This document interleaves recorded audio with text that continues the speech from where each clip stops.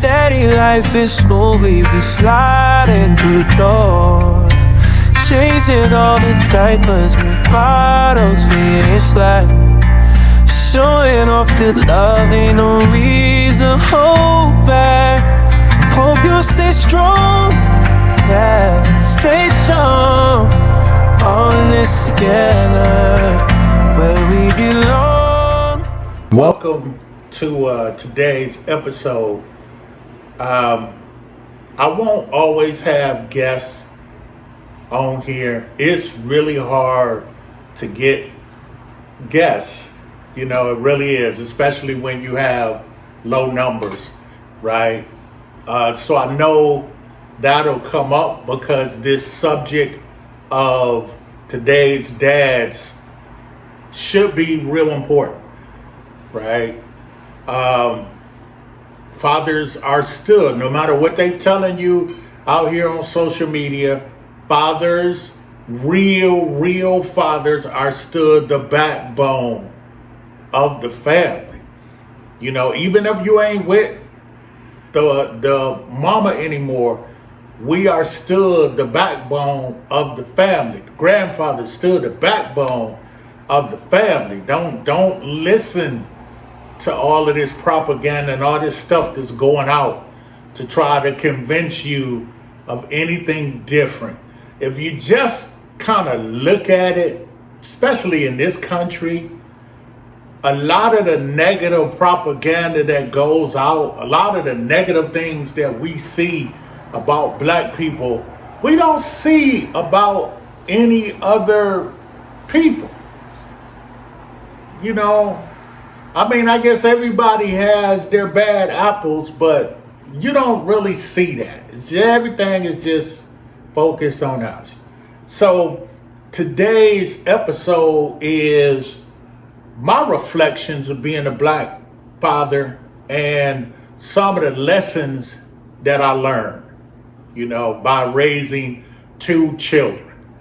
You know, I said kids a lot last episode, and I remember the judge, she's like a real popular judge on the internet, and every time somebody come in her courtroom and they say kids, she go, kids are baby goats. You know, she's hilarious to me. So I will work on that. One of the biggest lessons I learned is watch who you lay down with as a man. You know, people still ask me to this day, right? You couldn't look at her, talking about the baby mom. You couldn't look at her and say to yourself, maybe I better not have children by her.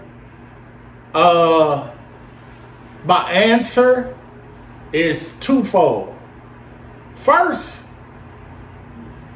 men, we don't think like that, right? Yeah, I mean, of course, we know that by having sex, you can have kids. Our mama told us that, right?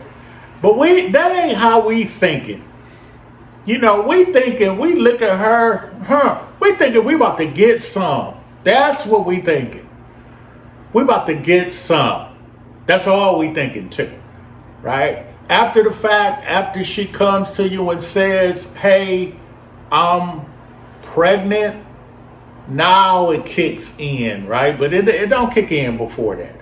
And I will say, when I met my kid's mom, she really did try. She tried. I give her that. She tried. I mean, we had the big house with the white picket fence. We had it up. And my opinion is it just was too much for her. It was too much, you know. But what I will say is when things started going left, I came to her and I told her, hey, we are in this together forever. As long as we have these two children together, these two adults together, we are connected. And because of that, in life, sometime It's a roller coaster. Sometime you up and they down, and sometime you down and they up. And when that happens, that's when the other parent should step in. You know, how do you know? Just look. She down, she having a hard time, you know, maybe you need to step in and take over. And like I told her, at any time, any moment that you want them back, that you want custody back, I'll give it back to you.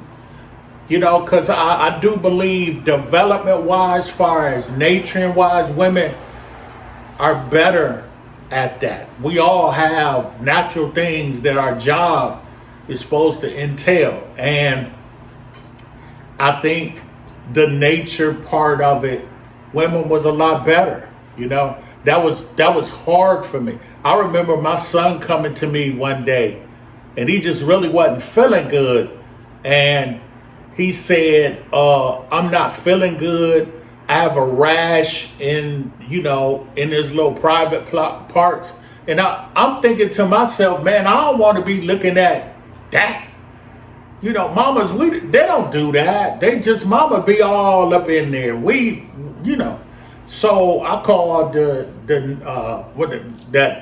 they used to have the 800 number where you could dial up a nurse or whatever, and they would talk you through stuff. So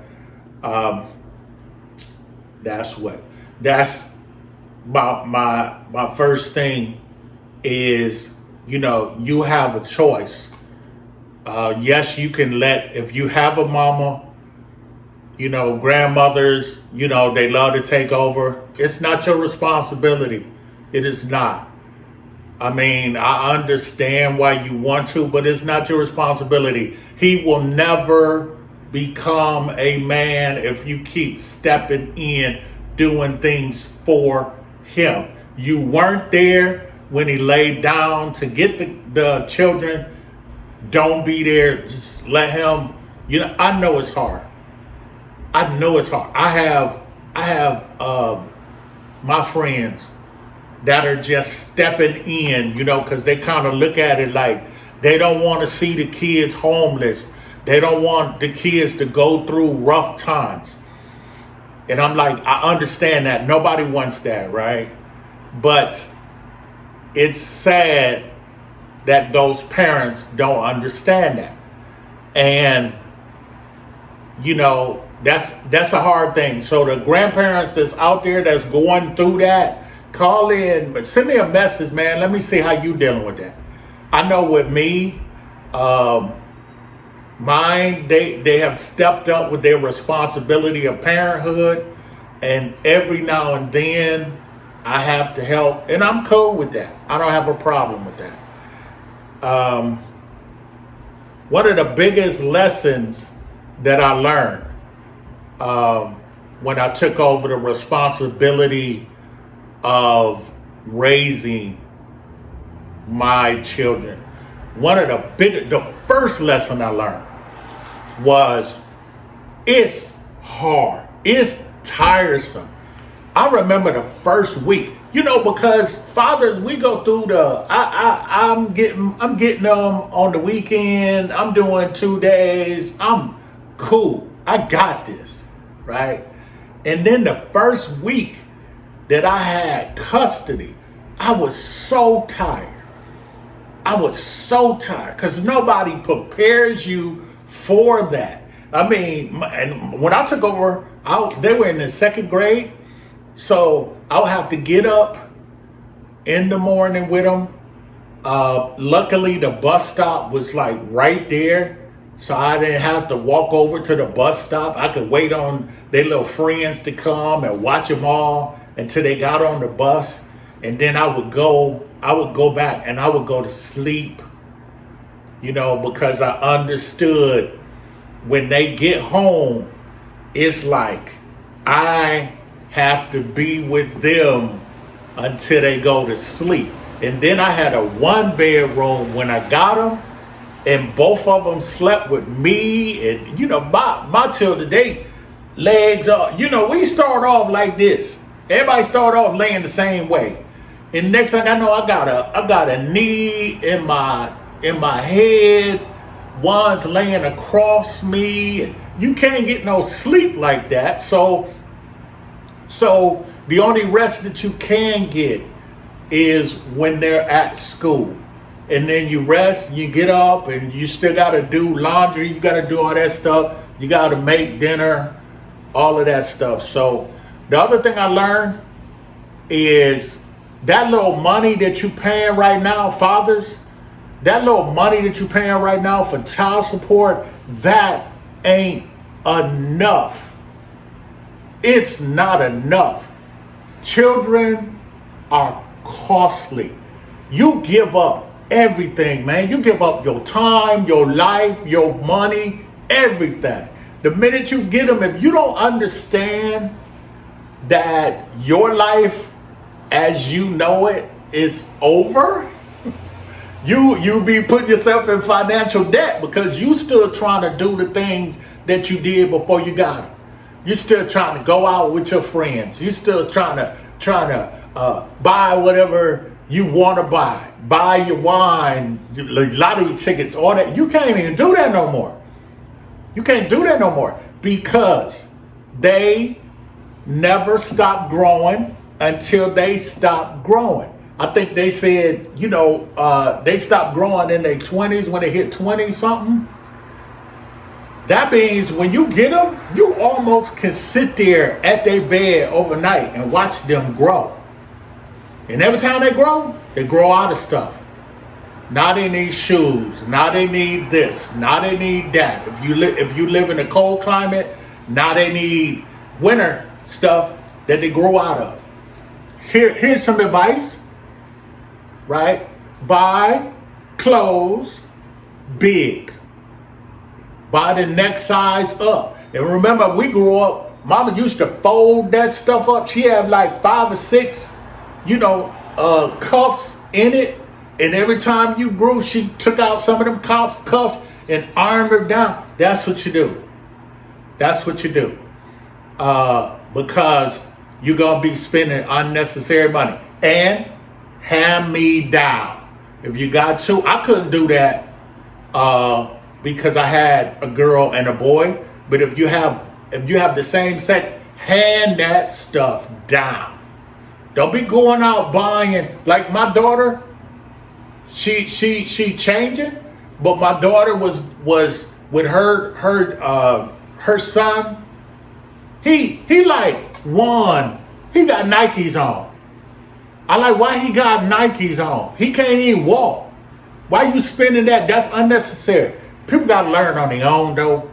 But hopefully what I'm able to do with this is at least tell you, new fathers, some of the stuff that you can expect. And then some, maybe you hear me on some of the things that I say because, I am experienced in that. But I got a list that you can get for fathers, and it's what do you have to do for your parental rights and get custody and all of that stuff. The list, you can get the list, it's free. Just below, just make a comment, I need the list. And it's every state. Of course you got to do your own research, but it just gives you the basics of what you need to know for each state. So the biggest lesson that I learned is it is a wonderful journey. It's one that I look back at. It's amazing to see my two now and see them as parents and doing a great job as parents. So it is just a lovely thing. Some things you have to give up. Me, I never told y'all what I had to give up. I was a comedian right when everything was probably like a couple of years before everything blew up, before Def Jam, all of that stuff. I was a comedian. I was really good at it. traveled all over the world, really doing it, headlining, thinking that, oh, I'm getting ready to blow up. I had moved out to LA, going to the Comedy Store and the comedy act at that time. I knew I had it. I knew I could do it. And then, you know, the mama just, you know, she couldn't handle the experience of being a mom, I guess. I don't know what happened, but I do know that I walked away from that. And to see some of the people that we were rolling around broke with, you know, barely eating, that's the Steve Harvey, because I was from Akron, Steve from Cleveland. That's the Bernie Macs. That's the Joe Torres, you know. So I look at it, and people ask me all the time, do you feel bad that you walked away from? And I was like, well, first of all, just because you rolling with people doesn't necessarily mean that that was going to happen for you. I believe it was, though. But if I had to do it all over again, maybe I'd have changed some things, but I still would have did it. And what was that based on? My father not being in my life. And by my father not being in my life, we were raised by our grandparents, but by my father not being in my life made me say to myself, I would never, ever, ever, ever do that to mine. I would always be there, and I would be the greatest father that I could be. And that's why I have a passion for what I have right now on, if you want to step up. She wasn't in the bed by herself.